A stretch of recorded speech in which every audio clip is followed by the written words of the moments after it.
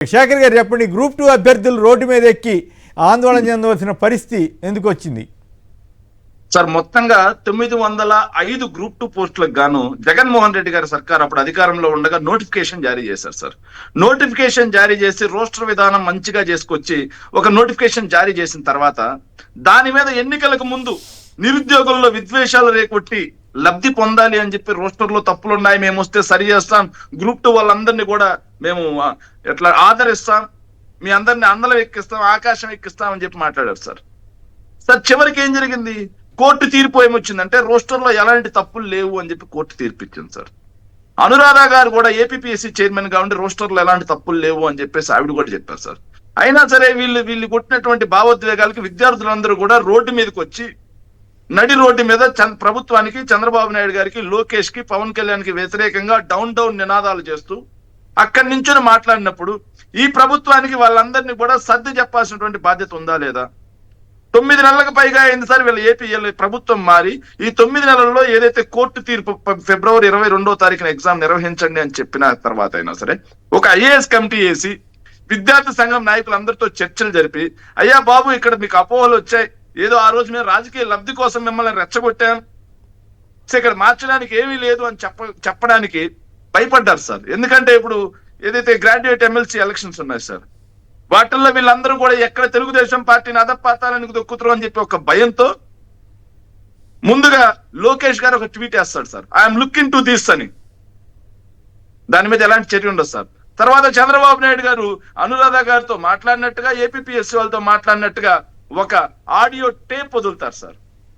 చివరికి నిన్న ఎగ్జామ్ అయితే మొన్న అర్ధరాత్రి వరకు ఎగ్జామ్ ఉంటుందో లేదో అన్న ఒక గందరగోళం, అయోమయ పరిస్థితుల్లో గ్రూప్ 2 అభ్యర్థులను నించోబెట్టి ఇలా రోడ్డు మీదకి ఎక్కించి వాళ్ళని అరెస్టులు చేసి పోలీసుల చేత తన్నిచ్చి మరీ అరెస్టులు చేయించారు సార్. దాని ఫలితమే గ్రూప్ 2 విద్యార్థులందరూ కూడా రోడ్ల మీదకి వచ్చి ఆగ్రహం వ్యక్తం చేయడం సార్. ఇది ఒక గ్రూప్ 2 విద్యార్థులకే కాదు సార్. వైఎస్ఆర్ కాంగ్రెస్ పార్టీ అధికారంలో ఉండగా డిఎస్సి ఇస్తే దాన్ని రద్దు చేసి మెగా డిఎస్సి డిసెంబర్ లోపల పూర్తి చేసి మేము ఉద్యోగాలు కూడా ఇచ్చేస్తామన్నారు. ఈ రోజు వరకు నోటిఫికేషన్ కి దిక్కులేదు సార్. అదే విధంగా ఒక అక్రమ జీవో తీసుకొచ్చి సచివాలయాలను నిర్వీర్యం చేయాలి అని చెప్పి ఒక అక్రమ జీవో తీసుకొచ్చి అందులో ఉన్నటువంటి ఎంప్లాయీస్ ని దాదాపుగా సగం మందికి పైగా మదర్ డిపార్ట్మెంట్స్ కి పంపించి ఖాళీలు లేవు అని చెప్పేసి నిరుద్యోగులు గొంతుకోయాలని చూస్తున్నారు సార్. వైఎస్ఆర్ కాంగ్రెస్ పార్టీ అధికారంలో ఉండగా కోవిడ్ లాంటి కష్టకాలాన్ని కూడా ఎదుర్కొని చరిత్రలో ఏనాడు లేని విధంగా కేవలం 5 సంవత్సరాల్లో 2,36,000 ప్రభుత్వ ఉద్యోగాలు ఇస్తే ఒక్క ఉద్యోగం ఇలేదు అని చెప్పి విషం జిమ్మిన పచ్చి అబద్ధాలు, పచ్చి అబాండాలు వేసిన చంద్రబాబు నాయుడు గారు అండ్ కో ఈ రోజు అధికారంలోకి వచ్చి 10 నెలలైనా ఒక్క ఉద్యోగం ఇవ్వకపోగా ఉన్న ఉద్యోగాలను కూడా ఓడబెరుకుతున్నారు అంటే నిరుద్యోగుల పట్ల వీళ్ళ చిత్తశుద్ధి ఏంటి?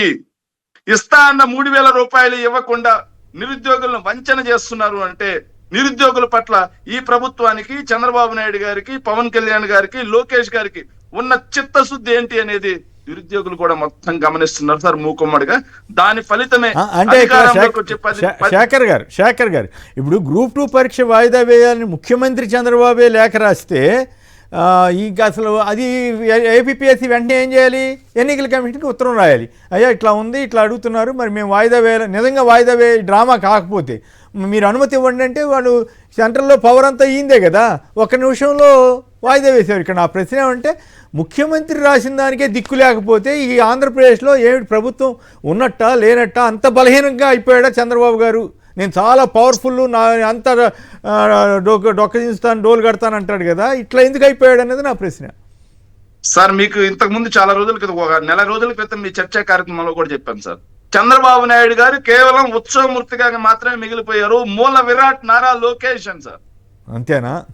ముఖ్యమంత్రిగా చంద్రబాబు నాయుడు గారిని బయటకు చూపిస్తున్నారు. ఆ ముఖ్యమంత్రి గారి శాఖలో కూడా ఏదైనా నిర్ణయం తీసుకోవాలంటే నారా లోకేష్ గారి ప్రమేయం లేకుండా జరిగే పరిస్థితి లేదు. షాడో సీఎం గా నారా లోకేష్ గారే వ్యవహరిస్తున్నారు సార్.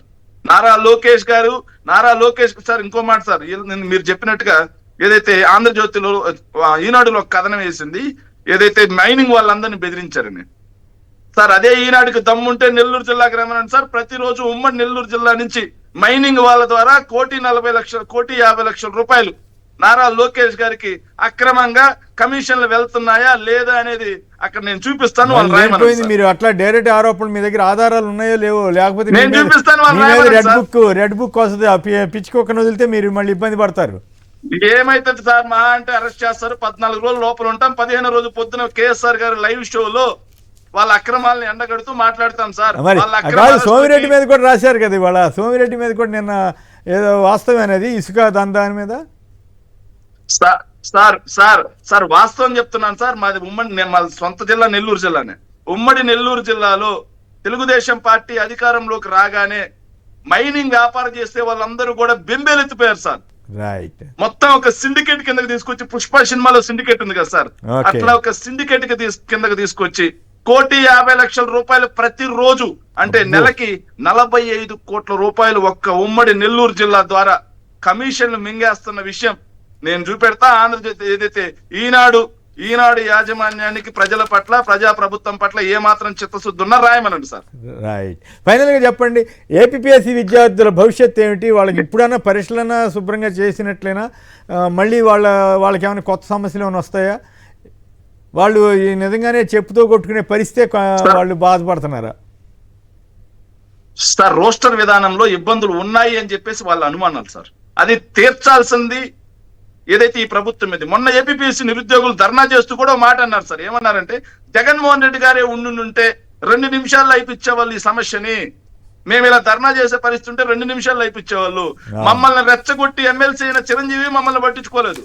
మమ్మల్ని రెచ్చగొట్టి ప్రభుత్వంలోకి వచ్చినటువంటి చంద్రబాబు నాయుడు గారు, నారా లోకేష్, పవన్ కళ్యాణ్ మమ్మల్ని పట్టించుకోలేదన్నారు సార్. చివరిగా సార్ గ్రూప్ 2 కి ప్రిలిమ్స్ కూడా వైఎస్ఆర్ కాంగ్రెస్ పార్టీ పూర్తి చేసింది సార్.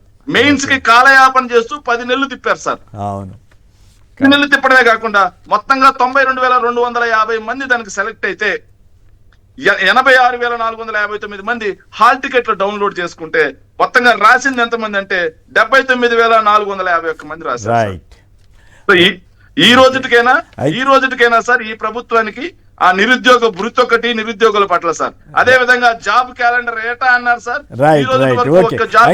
అయితే తెలుగుదేశం సంబంధించిన మేధావులు, కొందరు యూట్యూబ్ ఛానల్ వాళ్ళు సాక్షి రెచ్చగొడుతుందంట, అంటే అక్కడ గొడవ జరుగుతూ ఉంటే రాయొద్దంట. చంద్రబాబు గారు రెచ్చగొడుతుంటే మాత్రం వాళ్ళ ఆందోళన అంట, వాళ్ళ విశ్లేషణలు వాళ్ళు పద్ధతిగా రాయకుండా చెప్పట్లేదు. అయిపోయింది సార్. ఆ నిరుద్యోగుల ధర్నా మీద సాక్షి కంటే ఎక్కువ కవరేజ్ బిగ్ టీవీ ఇచ్చింది సార్. బిగ్ టీవీ ఎవరిదో వాళ్ళు ఎందుకు అంత కవరేజ్ ఇచ్చారో ఆ యూట్యూబ్ ఛానల్స్ వల్లనే ఆ తెలుగుదేశం పార్టీ మేధావులు కూడా మాట్లాడారు.